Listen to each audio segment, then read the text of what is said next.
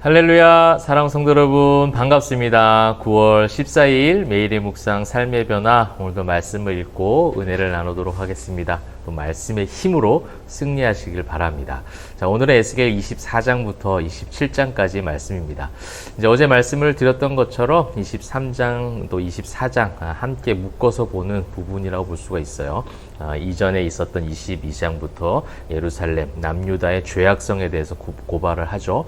그 고발된 내용을 통해서 너희가 지금 이렇다 하면서 비유적으로 얘기했던 게 오홀라, 오홀리바 두 음행한 자매, 북왕국과 남유다의 영적 음행으로 일삼았던 그들의 죄악성을 상징적으로 비유적으로 고발을 하였고, 그 다음에 이제 오늘 4장, 여러분 읽는 24장에 녹슨 가마가 나옵니다. 이 녹이라는 게 22장에 나왔던 그런 오염된 이스라엘 백성들 모든 죄악의 목록들, 죄상들을 이야기하는 거예요. 그렇게 그 아름다웠던 가마가 다 녹이 쓸었고, 그 녹슨 것을 하나님이 다 치유하시고 깨끗하게 만드시겠다라는 의지를 지금 보여주시는 것이죠. 자, 그러면서 이제 15절부터 주의 내용을 보시게 되면 에스겔의 아내가 죽는 사건이 등장을 합니다. 16절, 인자야 내가 내 눈에 기뻐하는 것을 한번 쳐서 빼앗으리니 너는 슬퍼하거나 울거나 눈물을 흘리거나 하지 말며. 어떠한 것을 지금 한번 쳐서 빼앗아 가겠다라는 겁니까? 18절, 내가 아침에 백성에게 말하였더니 저녁에 내 아내가 죽었으므로.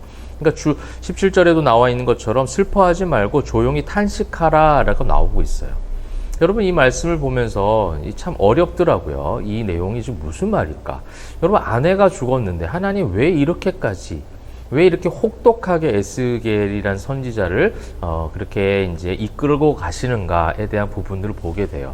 그리고 우리가 이제 살면서 그래요. 하나님의 일들을 열심히 하는 그런 상황 가운데 있는 분들, 또 그렇게 해왔던 분들, 더 극심한 고난과 고통 가운데, 세상적 결핍 가운데 거할 때가 참 많이 있습니다.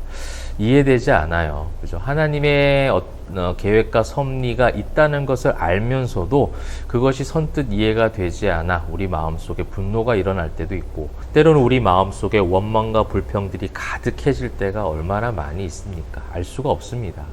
그런데 오늘 이 본문 속에서 어느 정도의 답을 한번 찾아본다면, 지금 이제 이스라엘 백성들이 어떠한 모습이냐를 에스겔을 통해서 알게 하시는 거예요. 그럼 이스라엘 백성들이 지금 어떻게 되는 것이죠? 그들의 성소의 그런 기쁨, 그들이 가지고 있었던 기쁨은요, 하나님으로 인한 기쁨이 아니라 자신들이 가지고 있는 성소, 제사, 문화, 자신들이 가지고 있는 인간적 모든 그런 문화들에 대한 기쁨이었거든요. 그 모든 것들을 다 가져가시겠다라는 거예요. 그 모든 것들을 가져가시겠다라는 것은 너의 참된 행복을 앗아가겠다는 것이 아니라 네가 지금 행복이라고 착각하고 있는 그 모든 것들을 하나님께서 다 뽑아내시겠다라는 거예요. 다 소멸시키시겠다라는 거예요. 근데 그 가운데 어떻게 하고 있느냐? 이제 뒤에 보시게 되면 23절 보십시오. 수건으로 머리를 동인 채 발에 신을 신은 채로 두고 슬퍼하지도 아니하며 울지도 아니하되 죄악 중에 패망하여 피차 바라보고 탄식하리라. 이것이 이스라엘 백성들의 현재 상황이라는 겁니다.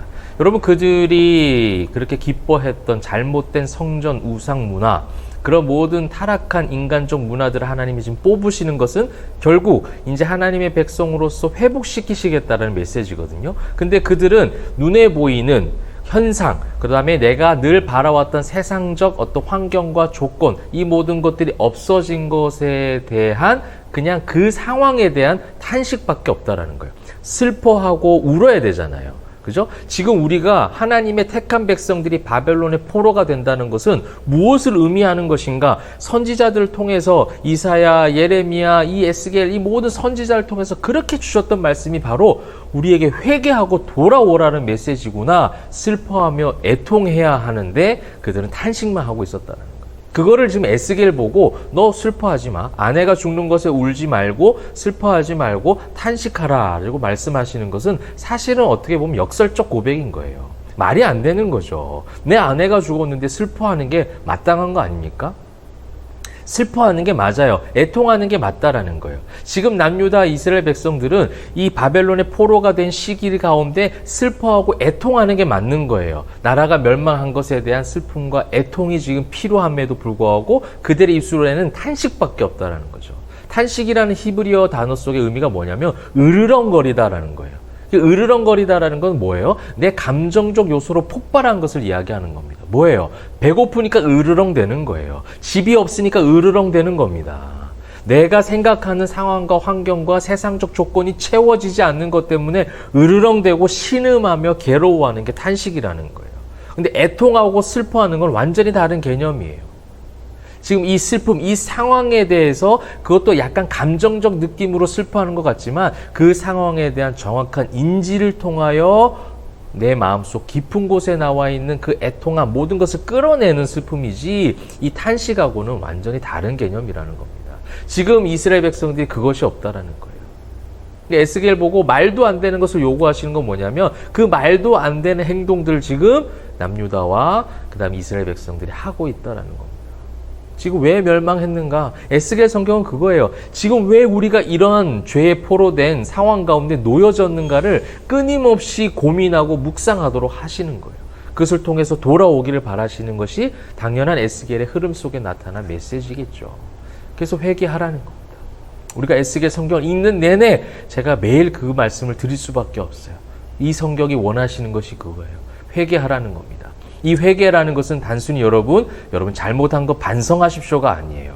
회개하라는 것은 또 우리가 7교회 말씀을 통해서 봤잖아요. 회개하라는 것은 결국 예수 그리스도를 바라보라는 거예요.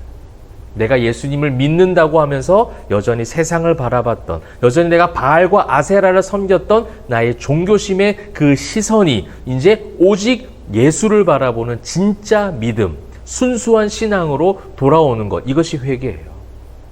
나를 죽기까지 사랑하셨던 그 사랑 가운데 들어가는 것, 이것이 회개라는 거예요. 단순한 반성의 개념이 아니죠. 하나님은 그거예요. 지금 내 품으로 돌아오는 거예요. 내가 구속한 그 택한 백성들이 내 품 안에 들어오기를 지금 원하시는데, 지금 무너진 성소 때문에, 집을 잃은 것 때문에, 또 모든 이전의 생활과는 다른 그런 포로된 생활에 대해서 그냥 신음소리와 으르렁거리는 탄식만 가득한 그들에게 에스겔의 아내를 죽이시면서까지 에스겔에게 그것을 깨닫게 하시고 그 에스겔의 삶을 통해서 이스라엘 백성들에게 그 말씀이 전달되도록 하시는 것이죠. 사랑하는 성도 여러분, 우리에게 진정한 애통이 회복되면 좋겠습니다. 그런 이번 한 주간 되시기를 축복합니다.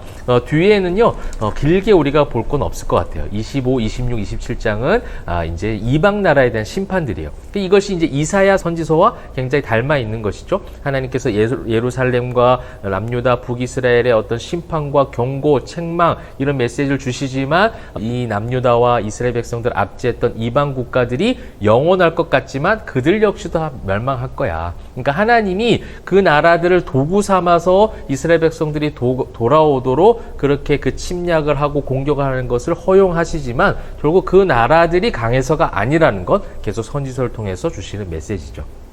그래서 25장 암몬도 나오고 모압, 에돔, 블레셋 강했던 그 강대국들의 이야기가 다 나오고 있습니다. 그것들이 다 무엇으로 죄로 말미암아 다 멸망하게 될 것이다. 그들이 강해서 너희를 압제했던 것이 아니라 너희가 돌아오기를 바래서 내가 그것을 허용한 거야. 나를 정말 의지하기를 바래서 내가 그들의 그 강대국의 침략을 허용한 거야. 그것을 이제 가르쳐 주시는 거죠. 그래서 26장, 27장은 주로 두로에 대한 부분들을 이야기하고 있고, 이것이 이제 세상을 다 상징한다라고 생각하시면 됩니다. 세상의 헛된 것들, 이것을 쫓아가지 말라는 것이죠. 그러면서 이제 27장의 2절에 보시게 되면, 인자야 너는 두로를 위하여 슬픈 노래를 지으라. 저는 이것이 중요하다고 생각해요. 세상을 향하여 탄식하는 게 아니에요. 내가 살아가는 이 세상적인 환경의 결핍 때문에 탄식하는 것, 세상의 것들, 부귀, 명예, 건강, 모든 세상의 것들을 보고 탄식하는 자가 아니라 슬픈 노래를 할 줄 알아야 돼요. 이 죄악으로 흘러가는 세상을 향하여 애통하는 마음으로 우리가 그것이 어떻게 보면 하나님의 마음을 가지고 기도하는 모습이겠죠. 이 죄악으로 물들어가고 있는 이 사회를 위해서 기도하는 거예요. 세상 사람들을 위해서 중보하며 기도하는 것이죠. 이것이 두로를 위한 애가 27장에 대한 귀한 메시지가 될 것 같습니다. 탄식에서 정말 애가를 부를 수 있는 그런 성도가 되면 좋겠어요. 아, 이 세상이 이렇게 됐구나 탄식하고 으르렁거리고 신음하며 괴로워하는 게 아니에요. 내가 가지고 있는 돈을 얼마나 잃은 것 때문에 신음하고 괴로워하는 것이 아닙니다. 내 집이 없는 것에 대해서 내 직장과 사회생활에 대한 결핍 때문에 신음소리 내고 괴로워하는 것이 아니라 그렇게 죄 때문에 무너질 수밖에 없는 이 모든 정치, 경제, 사회, 문화 모든 것들을 바라보면서 하나님의 마음으로 슬픈 노래로 기도하며 올려드리는 것, 이것이 신앙인의 삶이라는 거예요. 근데 여러분 신앙인들조차도 너무 이 세상을 향해서 자꾸 정죄와 판단과 공격성 발언들을 얼마나 많이 합니까? 그것이 하나님 원하시는 것이 아니에요. 그곳에 가서 빛과 소금이 되라는 것은 결국 이런 거예요. 죄로 흘러가고 있는 세상을 바라보면서 기도하며 슬픈 노래를 하나님 앞에 올려드리는 거예요. 그 슬픈 마음을 애통하는 마음을 하나님 앞에 올려드릴 때 그 세상 속에서 우리에게 무엇을 해야 될지 가르쳐 주실 겁니다. 여러분 그렇게 이번 한 주간 일상 가운데 승리하는 예배자들이 되시면 좋겠습니다.